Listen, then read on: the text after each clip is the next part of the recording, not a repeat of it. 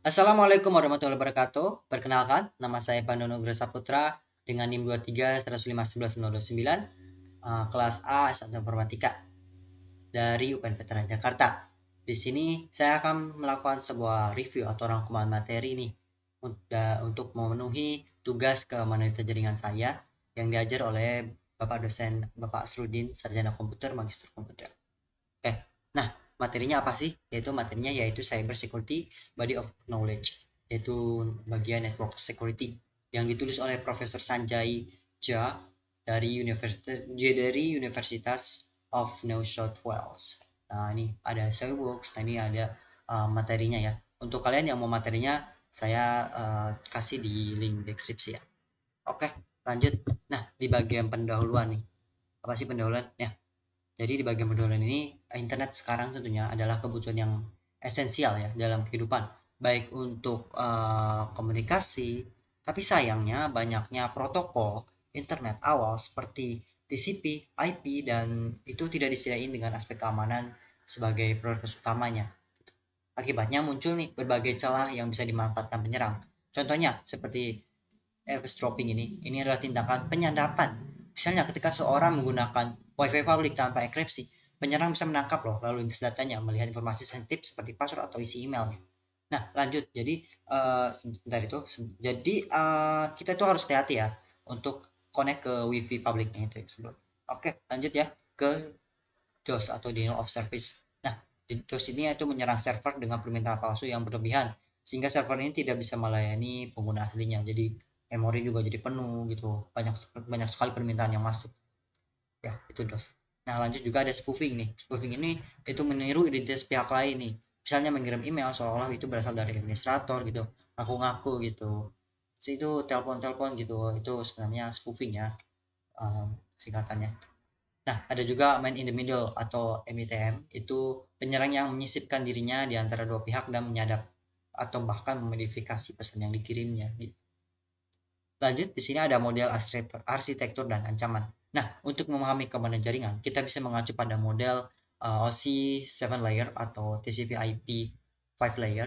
Tiap lapisan ini memiliki potensi serangan, seperti contohnya pada layer fisik detailing. Nah, serangan seperti MSC, spoofing, dan ERP spoofing digunakan untuk menyamar atau mengalihkan lalu lintas data ke perangkat penyerang.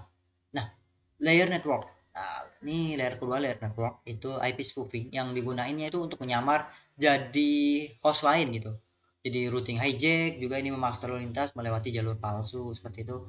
Yang ketiga ada layer transport. Nah, layer transport ini yaitu serangan TCP, SCN fluid itu membanjiri server dengan permintaan koneksi palsu gitu. Terus lanjut ada layer aplikasi. Nah, di sini nih DNS poisoning yang mengarahkan korban ke situs palsu dan HTTPS stripping memaksa koneksi tidak aman seperti itu. Nah, model Dolevio sering digunakan dalam analisis formal untuk memodelkan penyerang yang sangat kuat yang bisa membaca, menghapus, dan mengubah semua pesan di jaringan. Lanjut di keamanan lapisan aplikasi. Nah, di lapisan aplikasi kita sering menggunakan kriptografi tentunya untuk menjaga keamanan pesan. Nah, ada AES yaitu Advanced Encryption Standard, adalah algoritma simetris. Ini menjaga kerahasiaan data, tapi kelemahannya ada di distribusi kuncinya. Semua pihak itu harus tahu kuncinya terlebih dahulu untuk membukanya atau dekripsi. Nah, ada SHA-3 itu digunakan untuk menghasilkan hash yang menjamin integritas namun tidak mencegah pemalsuan karena tidak mengikat identitas pengirimnya ya. Lalu ada juga MIC ditambah hash itu memberikan jaminan integritas dan autentikasi selama kunci rahasianya itu tidak bocor. Nah, digital signature dengan PKI memungkinkan autentikasi integritas dan non repudiation. Artinya pengirim ini tidak bisa menyangkal bahwa dia telah mengirim pesan tersebut. Namun, sistem PKI tidak sempurna. Ada juga loh kasus di mana sertifikat authority atau CI itu menerbitkan sertifikat palsu. Salah satu alternatifnya apa? Yaitu adalah sistem web of trust atau seperti pada PGP di mana kepercayaan dibangun secara desentralisasi. Seperti itu. Nah, lalu lanjut slide 5. Transport Layer Security atau TLS. TLS adalah protokol penting untuk mengamankan komunikasi di internet. Contohnya, saat kita mengakses situs HTTPS, proses TLS yaitu meliputi handshake. Di sini, klien dan server ini bertukar algoritma, enkripsi, sertifikat, dan notch atau angka acak ya. Lanjut, di sini ada key derivation, yaitu menghasilkan 4 kunci yang beda-beda, 2 untuk enkripsi dan 2 untuk message autentikasi atau kode MAC, masing-masing arah komunikasi gitu. Nah, lalu selanjutnya itu ada data transfer. Nah, di sini setiap pesan ini dienkripsi dan diberi MAC sehingga isinya tetap rahasia dan tidak bisa diubah nih tanpa terdeteksi. Nah, ada juga versi terbaru yaitu versi TLS 1.3, yaitu memberikan kelemahan versi sebelumnya dan melindungi dari serangan seperti BIS, Podol, dan Lucky 13. Lanjut ke slide selanjutnya yaitu network layer security, IPsec and VPN. Jadi kadang kita butuh perlindungan nih, bukan hanya di aplikasi tapi langsung di level jaringannya. Di sini IPsec berperan ada 2 metode utama. Ada transport mode, ini hanya isi pesannya payload yang dienkripsi. Ada juga tunnel mode, itu seluruh paket IP termasuk header dienkripsi. Cocok untuk VPN, protokol seperti ESP yang menyediakan enkripsi dan autentikasi. Sementara AH hanya di integritas. Lalu IPsec juga menggunakan IK versi 2 untuk pertukaran kunci. Di sisi lain, protokol routing seperti BGP, BGP, dan OSPF ini juga rawan diserang ya tentunya. Contoh root hijacking itu dimana dia mengalihkan root internet untuk tujuannya ya tentunya tujuannya jahat. Lanjut, di sini ada link layer security nih di slide selanjutnya. Di level link ini kita bisa mengamankan akses awal ke jaringan menggunakan 802.1x dan EAP atau EAPI ya.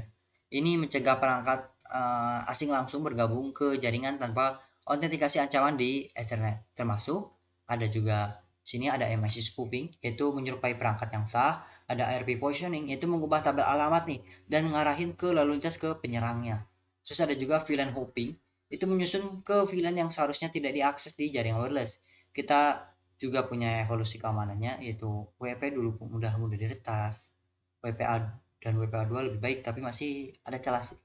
Dan juga ada WP3 nih, ini memberikan memperbaiki dengan saya dan enkripsi yang lebih kuat. Lanjut, di sini ada network defense tool. Nah, network defense tool ini untuk melindungi jaringan secara menyeluruh nih. Kita pakai alat pertahanan yang berlapis. Ada firewalls. Ini bisa stateless, tidak ingat sesi sebelumnya, atau stateful, yaitu melacak koneksi aktif. Ada juga aplikasi gateway proxy, itu ngecek dan nyaring data hingga level aplikasi, termasuk lalu lintas yang terenkripsi. Juga ada circuit gateway SOX, itu menjadi perantara transparan bagi koneksi TCP-nya. Juga ada ICPS, itu signature based IDS yang mencari pola serangan yang dikenal. Nah, ini ada anomali based IDS ini mengenali perilaku abnormal, tapi bisa menghasilkan false positif kalau modelnya belum matang. Jadi harus dipastikan dulu modelnya udah matang ya. Lanjut, di sini slide 9 itu arsitektur keamanan jaringan. Nah, dalam desain jaringan, kita biasanya membagi infrastruktur ini ke dalam beberapa zona ya. Zona keamanan gitu. Contohnya DMZ atau Demilitarized Zone itu dipakai untuk layanan publik seperti web, DNS, atau email server. Nah, zona lainnya seperti jaringan internal itu dilindungi lebih ketat ya tentunya. Jadi alatnya itu seperti firewall, IDS, IPS, dan proxy yang ditempatkan secara strategis agar bisa mendeteksi dan menghentikan serangan nih sebelum menyebar ke sistem penting. Nah, topik lanjutan. Nah, di era modern, keamanan jaringan ini tentunya harus adaptif atau ya juga harus selalu update terhadap teknologi yang baru. Nah, contohnya nih saya SDN atau Software Defined Network itu memisahkan control plane dan data plane yang memudahkan deteksi serangan seperti DDoS dan reaksi cepat melalui controller pusat. Ada juga NFV yaitu Network Function Virtualization. Nah, apa sih? Itu jalanin firewall dan IDS sebagai software, tapi rawan seperti VM spawning ya.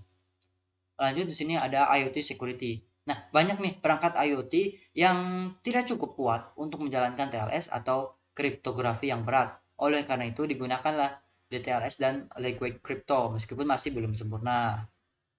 Nah, terakhir nih, oh ya nih paling terakhir yaitu kesimpulan apa sih kesimpulannya dari materi-materi ini? Jadi keamanan jaringan itu adalah kombinasi dari berbagai aspeknya. Tidak hanya cukup untuk hanya enkripsi data saja, tapi kita juga harus memahami cara kerja tiap lapisan protokol, melindungi infrastruktur dan perangkat, bagaimana sih mengeksekusi pengguna cyber memberikan fondasi yang kuat untuk memahami dan merespons ancaman jaringan secara menyeluruh dari lapisan aplikasi hingga link layer. Jadi ya kita harus tahu seperti itu. Apa lapisannya lindungi seperti itu.